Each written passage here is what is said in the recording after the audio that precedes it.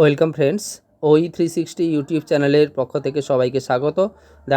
দেখা হলো প্রথম আমরা যে ভিডিওটা এর আগে আমরা দেখেছি ফিফথ পেপারের যে প্রশ্ন, অর্থাৎ নেতাজি সুভাষ ওপেন ইউনিভার্সিটির স্নাতকোত্তর স্তরের অর্থাৎ পিজি কোর্সের যে সেকেন্ড ইয়ারের যে পরীক্ষা তার 6 পেপারের প্রশ্ন এখন আমরা আলোচনা করব। এর আগের ভিডিওতে আমরা ফিফথ পেপার আলোচনা করেছি।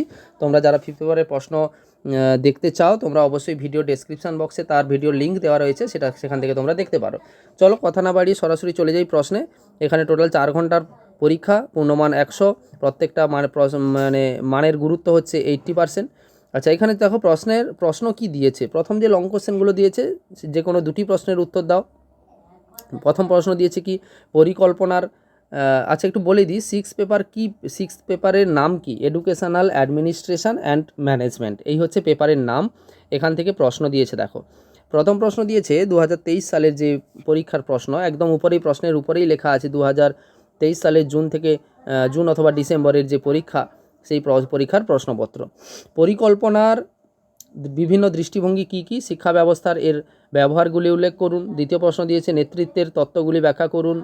সি দাগের প্রশ্ন দিয়েছে অর্গানাইজেশনাল ক্লাইমেটের ধারণাটি সংক্ষেপে আলোচনা করুন এবং অর্গানাইজেশনাল ক্লাইমেটের উপাদানগুলি ব্যাখ্যা করুন।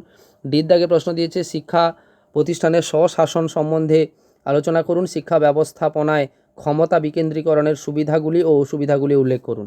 2 দাগের প্রশ্ন, যে কোনো 3টি প্রশ্নের উত্তর দিতে হবে। এক একটা প্রশ্নের মান হচ্ছে 12। শিক্ষায় আর্থিক সংস্থানের বিভিন্ন উৎসগুলি কী কী?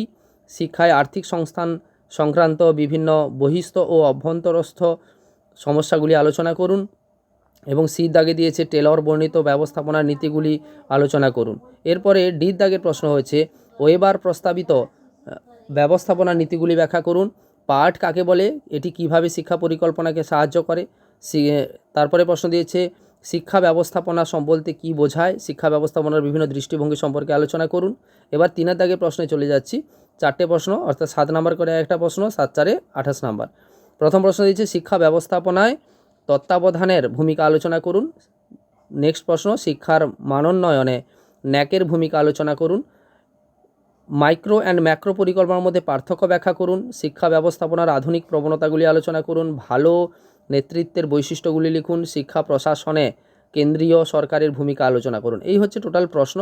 সবাই আশা করি সবাই এই ভিডিও থেকে অনেকটা উপকৃত হলে, বিগত সালের প্রশ্ন দেখতে পেলে, এবং তোমরা পরবর্তী ভিডিও দেখার জন্য অপেক্ষায় থাকো। আমি পরবর্তী যে ভিডিও নিয়ে আসবো এই নেতাজি সুভাষ ওপেন ইউনিভার্সিটির পিজি কোর্সের অর্থাৎ স্নাতকোত্তর স্তরের 7ম পত্র, যেটা অর্থাৎ 7th পেপারের যে কোশ্চেন, সেই কোশ্চেন নিয়ে আসছি। সবাই ভালো থেকো, সুস্থ থেকো।